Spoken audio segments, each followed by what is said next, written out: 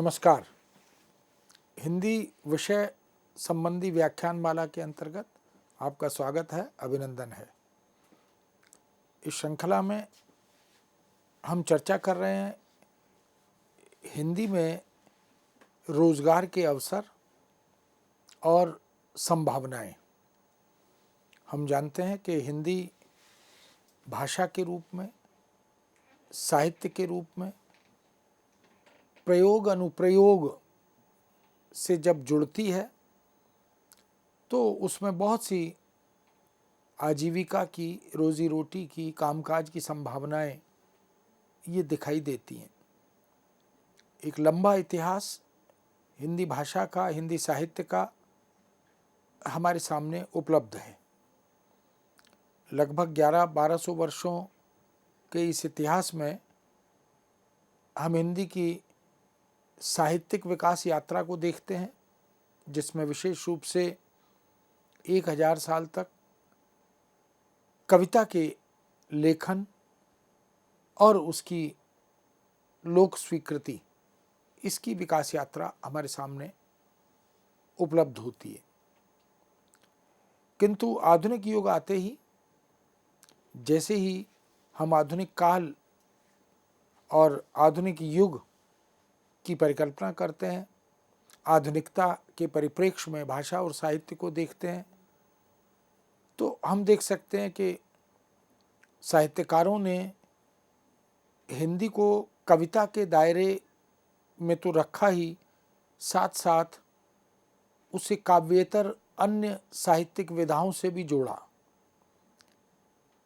और यही नहीं, साहित्येतर अनेक क्षेत्रों में भी हिंदी की उपादेयता, हिंदी की प्रासंगिकता ये भी उद्घाटित होती चली गई। रचनाकार जो प्रारंभ में आधुनिक काल के शुभारंभ की स्थितियों में जब वो कविता लिख रहे थे, तो उन्हें लगा कि भाषा को आधुनिक और आधुनिकता से संपन्न बनाने की आवश्यकता है। इसलिए जो पारंपरिक हिंदी की बोलियां हैं, 18 बोलियों से समृद्ध संपन्न हिंदी भाषा, जिसमें पहाड़ की बहुत सी बोलियां हैं, राजस्थान की हैं, बिहार की हैं, और हिंदी बेल्ट जिसको हम उत्तर प्रदेश, राजस्थान, मध्य प्रदेश आदि क्षेत्रों में देखते हैं, इन सब में भी चाहे वो ब्रजभाषा हो, अवधी हो, मैथिली हो, भोजपुरी हो, राजस्थानी हो, मागधी हो, ऐसी बहुत सी हिंदी की बोलियों में लिखित साहित्य को हम देखते हैं। उनमें प्रबंधात्मक, महाकाव्यात्मक रचनाएं भी उपलब्ध होती हैं, खंड काव्य भी उपलब्ध होते हैं, चंपू काव्य भी उपलब्ध होते हैं, और मुक्तक छंद में लिखी गई कविताओं का भी एक सशक्त सुदीर्घ इतिहास हमें प्राप्त होता है। उसी मध्यकालीन और प्राचीन कविता के प्रयोग अनुप्रयोग को यदि हम आज गेयता की दृष्टि से देखें, गायन शैली में वाद्य यंत्रों के साथ उसे ऑडियो विजुअल्स के रूप में, उसे नाटक, सिनेमा, इन संदर्भों में भी जोड़कर उसको भी एक व्यावसायिक आयाम दिया जा रहा है।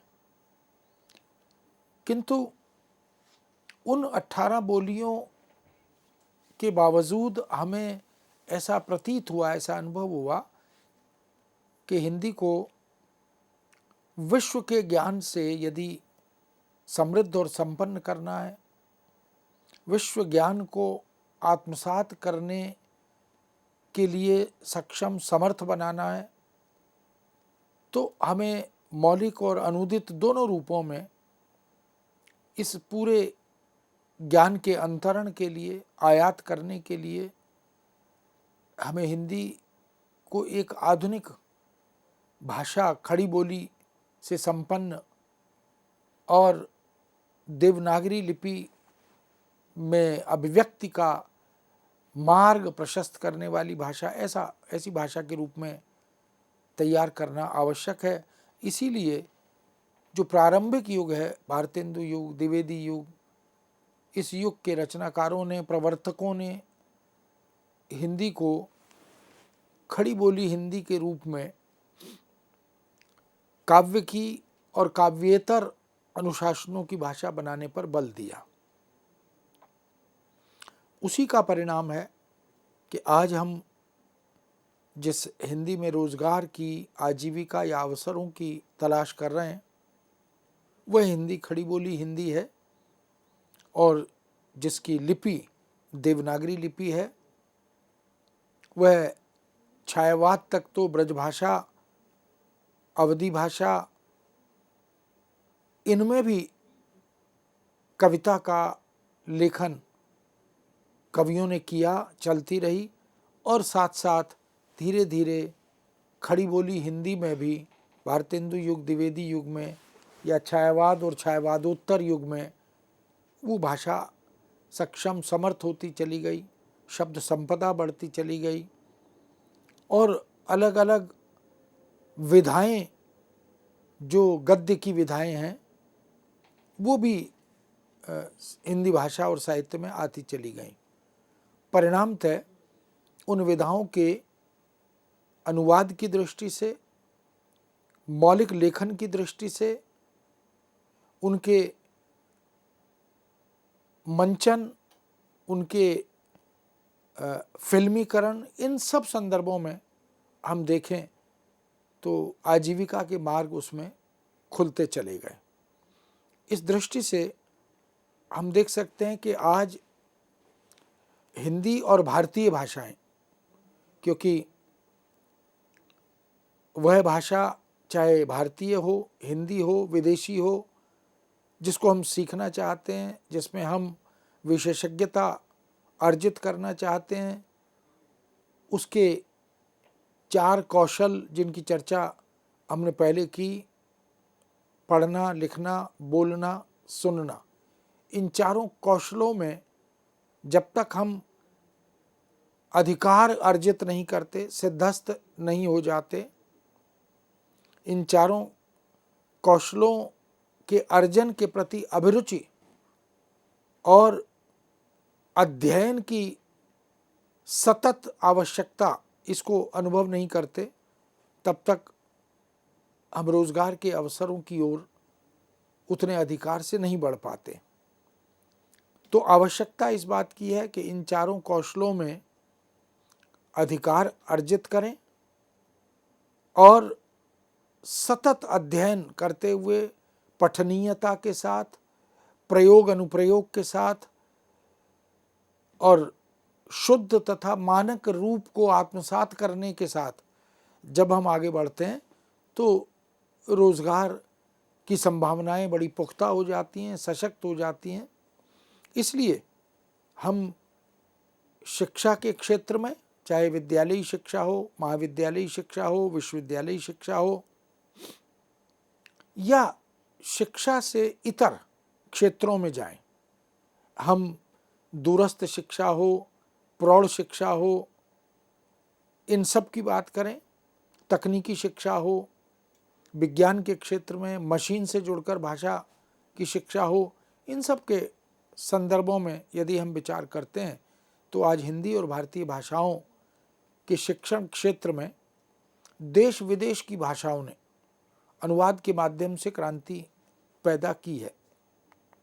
इसलिए यदि हम सफल और सार्थक शिक्षक बनना चाहते हैं, वो चाहे भाषा की शिक्षा हो, वो चाहे किसी तकनीकी और वैज्ञानिक क्षेत्र की शिक्षा हो, किसी भी क्षेत्र में हम विज्ञान पढ़ाना चाहते हैं, हम कंप्यूटर पढ़ाना चाहते हैं, हम तकनीक पढ़ाना चाहते हैं, हम जनसंचार माध्यम की शिक्षा देना चाहते हैं, हम अनुवाद की शिक्षा देना चाहते हैं, ये तमाम वो क्षेत्र हैं जिनमें किसी भी शिक्षक या अध्यापक, प्राध्यापक का सफल होना उसके भाषा के अनुप्रयोग पर, उसके विषय के साधन के रूप में, माध्यम के रूप में भाषा के रचनात्मक प्रयोग और अनुप्रयोग पर निर्भर करता है। इसलिए बात चाहे मौलिक भाषा में शिक्षण प्रशिक्षण की हो या अनूदित भाषा में, सिद्धस्तता अत्यंत आवश्यक है। शिक्षक की भाषा, उसकी संप्रेषणीयता, क्योंकि भाषा का प्रयोग तभी सफल माना जाता है जब भाषा विषय को ग्राहक तक, सहृदय तक संप्रेषणीय शैली में पहुंचा देती है। उसकी शाब्दिक संपदा, किसी भी भाषा की शक्ति उसकी शब्द संपदा से होती है। हिंदी के पास शब्द संपदा का एक विराट भंडार है। वह तत्सम शब्द भी हैं, तद्भव शब्द भी हैं, ग्रामीण शब्दावली भी है, पारंपरिक शब्दावली भी है, और बहुत से शब्द तो हमने संस्कृत से यथावत ग्रहण ही किए हैं। उर्दू की, अरबी की, फारसी की शब्दावली भी है। तो बहुत सी शब्दावलियाँ हमारे पास हैं और आवश्यकता अनुसार, अपेक्षा अनुसार हम हिंदी इतर अन्य भारतीय भाषाओं की शब्द संपदा का भी हिंदी में अपेक्षा अनुसार, अनुशासन के अनुसार प्रयोग करते हैं। इसलिए अवधारणात्मक शब्दावली की बात हो, क्योंकि अवधारणात्मक शब्दावली में अर्थों की परतें बिठाई जाती हैं। वह कोई ऐसा शब्द नहीं होता जिसको शब्दकोश में हम एक अर्थ या दो अर्थ या तीन अर्थों के रूप में देख लें। वह तो एक पारिभाषिक शब्द होता है जिसकी पूरी अवधारणा को हम परिभाषा के माध्यम से ही जान सकते हैं, समझ सकते हैं।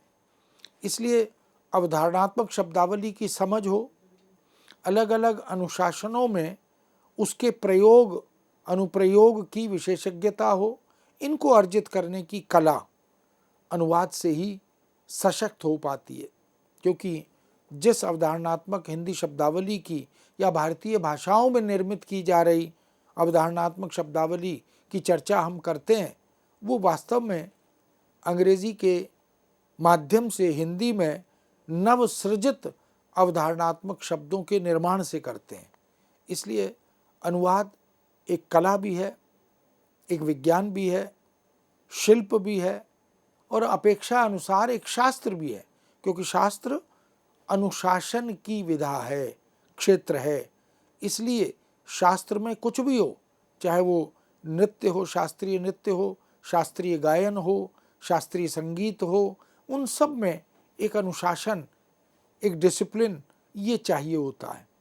इसलिए अनुवाद में कलात्मकता भी चाहिए, उसमें वैज्ञानिक तार्किक दृष्टि भी चाहिए और उसमें बुनावट की, उसमें गढ़ने की, जड़ने की शिल्प सम्यक सूझबूझ और सम्मति भी चाहिए। इसलिए शिक्षक अनुवादक, यदि शिक्षक अनुवादक भी है यानी अनुवादविद भी है, अनुवाद के मर्म को जानता है, तो इन सभी में वह दक्षता प्राप्त कर सकता है। और इन सब के साथ साथ अनुवाद को एक शस्त्र और एक शास्त्र की तरह वह प्रयोग में ला सकता है, उसे लाना चाहिए। क्योंकि एक सफल शिक्षक के लिए अनुवाद में भी सूझबूझ होना, क्षमता और दक्षता होना, यह अत्यंत आवश्यक प्रतीत होता है।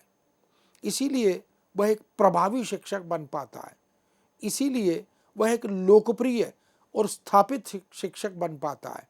विद्यार्थियों में शिक्षक की लोकप्रियता का एक आधार उसकी भाषा, चाहे वो मौखिक हो या लिखित हो, वो आलोचनात्मक दृष्टि से भाषा का प्रयोग करे या साधन बनाकर संप्रेषणीयता की दृष्टि से प्रयोग अनुप्रयोग करे, वह एक बड़ा तथ्यात्मक कारण उसकी लोकप्रियता का सिद्ध होता है।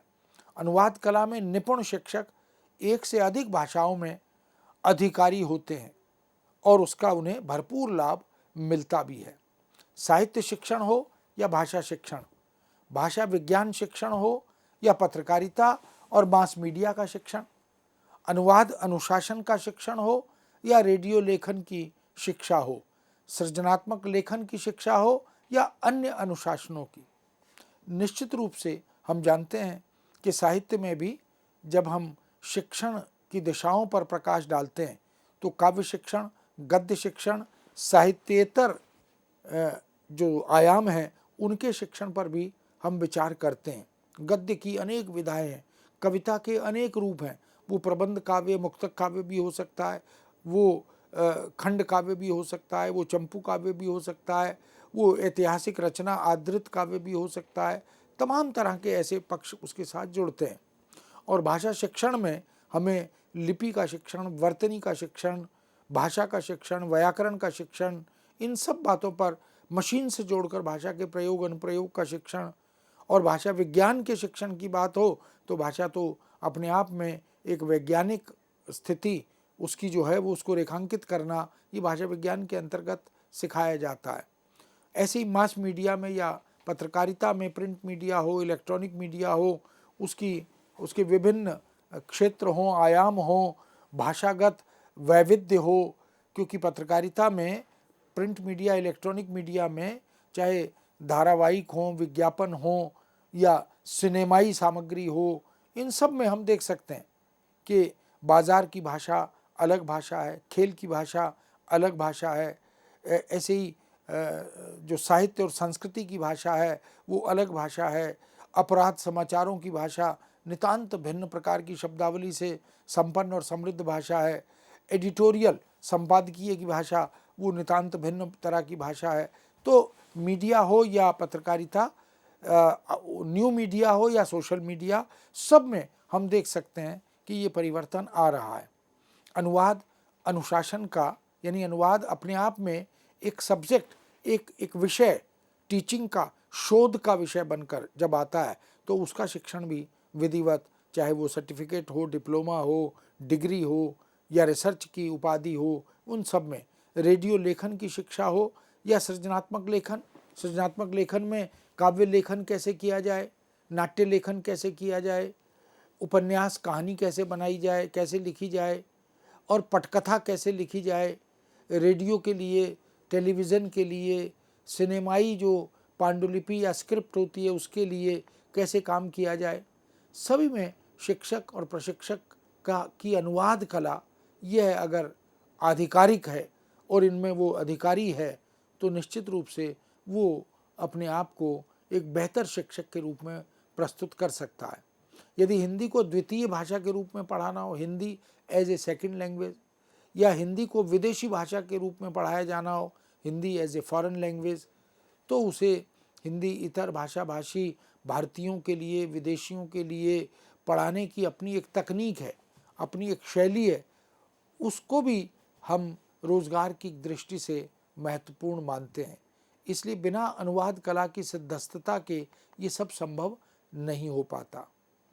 तकनीकी शिक्षा और वैज्ञानिक शिक्षा हो, प्रौढ़ शिक्षा और दूसरे क्षेत्रों की शिक्षा हो, दूरस्थ शिक्षा हो या उसका शिक्षण हो, सभी में अनुवादक शिक्षक अनुवादक यही सफल भूमिका निभा पाते हैं। यानी अनुवादक शिक्षक होना और शिक्षक अनुवादक होना, ये दोनों गुण यदि किसी भी व्यक्ति के पास हैं तो वो इन तमाम शैक्षणिक क्षेत्रों में अपनी सिद्धस्तता का प्रमाण दे पाता है। अब हमें यह तय करना होता है कि हम प्राथमिक शिक्षा में जाना चाहते हैं, माध्यमिक शिक्षा में जाना चाहते हैं, उच्च शिक्षा या उच्चतम शिक्षा में जाना चाहते हैं, और अपनी अभिरुचि को देखकर, अपनी गति और अधिकार को देखकर हम शिक्षण क्षेत्र का चयन करते हैं। वही हमें करना भी चाहिए। हमें स्वतः अंतःकरण से यह बोध होता है कि मैं कहाँ, किस क्षेत्र में अपने आप को सफलता के साथ प्रस्तुत कर सकता हूँ। मैं प्राथमिक शिक्षा में शिक्षक बनकर या माध्यमिक शिक्षा तक अपनी शिक्षण कला का परिचय देकर, या उच्च शिक्षा में और उच्चतर शिक्षा में, तकनीकी शिक्षा में या वैज्ञानिक शिक्षा में, अनुवाद के क्षेत्र में या मास मीडिया के क्षेत्र में, तमाम क्षेत्रों में कहाँ जाना है ये हमें सोचना होता है। उसी आधार पर फिर योग्यता, अर्हता अर्जित करनी होती है। अनुवाद की रचनात्मक भूमिका से लाभान्वित होना होता है, उपकृत होना होता है। यदि हम विधिवत अनुवाद कला का भी प्रशिक्षण लें तो हम कॉलेज या यूनिवर्सिटी में, विश्वविद्यालय में अनुवाद की विशेषज्ञता से शिक्षा जगत का उपकार कर सकते हैं। आज की दुनिया अनुवाद की दुनिया है। हमारे जीवन में, घर में, कार्यालय में, समाज में या देश विदेश में अनुवाद एक अनिवार्य और आवश्यक विषय एक आवश्यक अनुशासन, एक प्रासंगिक जीविकोपार्जन का सशक्त साधन यह भी बन गया है। सभी स्थलों पर, सभी कागजातों में, सभी पदार्थों में, संवाद और संपर्क में, आवागमन में, आयात निर्यात में, शैक्षिक स्थलों में अनुवाद के बिना अब हमारा कार्य नहीं चलता। इसलिए हम अगर अपने कार्य को साधना चाहते हैं, अपने कार्य को सिद्धि तक ले जाना चाहते हैं, हम भले ही किसी भी क्षेत्र में कार्यरत हों, सेवारत हों, किसी भी क्षेत्र में हमारी गति और अभिरुचि हो, लेकिन यदि एक अतिरिक्त विशेषज्ञता अनुवाद कला की, अनुवाद करने की तकनीक की हमारे पास आ जाती है, तो निश्चित रूप से हम आजीविका के अन्य अनेक साधनों को उद्घाटित कर पाते हैं। प्रतियोगी परीक्षाओं के शिक्षण प्रशिक्षण और इनके संस्थानों में हम सभी अनुशासनों के संदर्भ में यह भी देख सकते हैं कि अनुवाद वहाँ भी एक सशक्त माध्यम बन गया है। अगर इतिहास पढ़ना है, अगर राजनीति शास्त्र पढ़ना है, अगर मनोविज्ञान पढ़ना है, दर्शन पढ़ना है, या दूसरे विज्ञान के, तकनीक के, प्रौद्योगिकी के क्षेत्रों में उच्च शिक्षा में ज्ञानार्जन करना है, तो इन सब में भी हमें अधिकार प्राप्त करने की आवश्यकता होती है। अनेक प्रकार के रोजगार मूलक कार्य क्षेत्रों में प्रवेश लेने के लिए, आजीविका अर्जित करने के लिए सरकारी और गैर सरकारी सभी संस्थान अनुवाद के बिना शिक्षण प्रशिक्षण नहीं कर पाते। इसका अर्थ है कि यदि हमें इन तमाम क्षेत्रों में टीचिंग की दुनिया में, शिक्षण की दुनिया में जाना है, अध्यापक बनना है, प्राध्यापक बनना है, लेक्चरर, रीडर, प्रोफेसर बनना है, तो हमें अनुवाद कला में दक्ष होना अत्यंत आवश्यक होता है। बैंक की नौकरी का प्रशिक्षण हो, आजकल बहुत सारी संस्थाएं जो बैंकों में रोजगार अर्जित करने के लिए, चाहे हिंदी अधिकारी बनना हो, अनुवादक बनना हो या अन्य अनुशासनों में कार्य करना हो, तो वो शिक्षण प्रशिक्षण देते हैं, उसकी ट्रेनिंग देते हैं, उसके क्वेश्चनेयर्स को, उनकी प्रश्नावली को, उनके पुराने प्रश्न पत्रों को कैसे हल करना है, कैसे उत्तर तैयार करने हैं, उनका भी शिक्षण प्रशिक्षण होता है। इसलिए बीमा क्षेत्र हो या बैंक का क्षेत्र हो, संघ लोक सेवा आयोग यानी यूपीएससी से विज्ञापित पदों का क्षेत्र हो या नाटक के शिक्षण प्रशिक्षण आदि के क्षेत्र हो, सिनेमा का क्षेत्र हो या विज्ञापन कला के शिक्षण प्रशिक्षण आदि के क्षेत्र हो, सभी में अनुवाद रोजी रोटी का एक सशक्त साधन, एक माध्यम बन गया है। इससे यह ज्ञात होता है कि अनुवाद ने हिंदी का उपकार किया, हिंदी में रोजगार के अवसर पैदा किए और हिंदी के अध्येताओं को या हिंदी के माध्यम से रोजी रोटी की तलाश करने वाले विद्यार्थियों को बहुत सारे अवसर उपलब्ध कराए हैं। रेलवे में नियुक्तियों के बोर्ड हों, क्योंकि अलग अलग राज्यों में, अलग अलग क्षेत्रों में बहुत से नियुक्ति बोर्ड रेलवे के, जैसे बैंक के भी बन गए, रेलवे के भी बन गए, वो चयन परीक्षाओं का आयोजन करते हैं। प्रतियोगी परीक्षाओं में विद्यार्थियों का चयन कैसे किया जाए, इसकी शुरुआत वो लोग करते हैं। इसलिए उन परीक्षाओं में भी अनुवाद एक महत्वपूर्ण भूमिका निभाता है। इस दृष्टि से हम देख सकते हैं कि तकनीकी क्षेत्र में, कंप्यूटर के क्षेत्र में, क्योंकि कंप्यूटर भी अब भाषा के प्रयोग अनुप्रयोग के जितने भी आयाम हैं उनका मार्ग प्रशस्त करता है। कंप्यूटर अब तमाम तरह के संवादों को लेकर, धारावाहिकों को लेकर, मेल आदि की तमाम संभावनाओं को लेकर, या कार्टून फिल्म्स को लेकर, या विज्ञापनों की निर्मित और अनुवाद को लेकर काम करता है। सिनेमा का क्षेत्र हो, दूरदर्शन का क्षेत्र हो, रेडियो आदि क्षेत्रों में भी बहुत से अनेक प्रकार के चयन परीक्षाओं की व्यवस्था या आयोजन बहुत सी सरकारी संस्थाएं करती हैं। उनमें अनुवाद कला में अधिकार यदि है तो वो एक प्रकार का वरदान है। इसलिए हमें यह नहीं सोचना चाहिए कि हम केवल हिंदी भाषा के माध्यम से रोजगार की तलाश में निकलें। हमें कुछ कुछ अंग्रेजी, कुछ कुछ अनुवाद, इसकी जानकारी और कुछ तकनीकी अनुशासनों की जानकारी, मान लो मीडिया में जाना है, जनसंचार माध्यमों में रोजी रोटी तलाश करनी है, तो उसकी एक एक व्यावसायिक शिक्षण प्रशिक्षण की जो राह है उससे हमें गुजरना होता है। इसी तरह तकनीक और प्रौद्योगिकी के क्षेत्र में शिक्षण प्रशिक्षण को अब प्रत्यक्ष क्लासरूम के साथ साथ दूरस्थ शिक्षा पद्धति से भी जोड़ दिया गया है।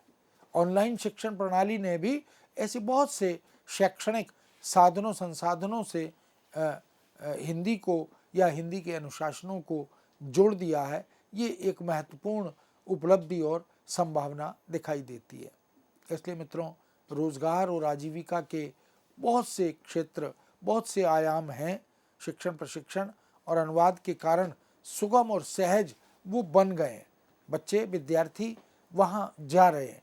इस क्षेत्र में निरंतर संभावनाएं बढ़ती हुई दिखाई दे रही हैं। तो इस दृष्टि से हम देख सकते हैं कि शिक्षण के क्षेत्र में, टीचिंग के क्षेत्र में, भाषा और साहित्य की दृष्टि से रोजगार की असीम और अशेष संभावनाएं हमारे सामने विद्यमान है और हमें उन सब पर काम करके अपने को रोजी रोटी के लिए, आजीविका के लिए तैयार करना होता है। इस विषय को यहाँ विराम देते हैं। पुनः आपके समक्ष उपस्थित होंगे। आज्ञा दीजिए। नमस्कार।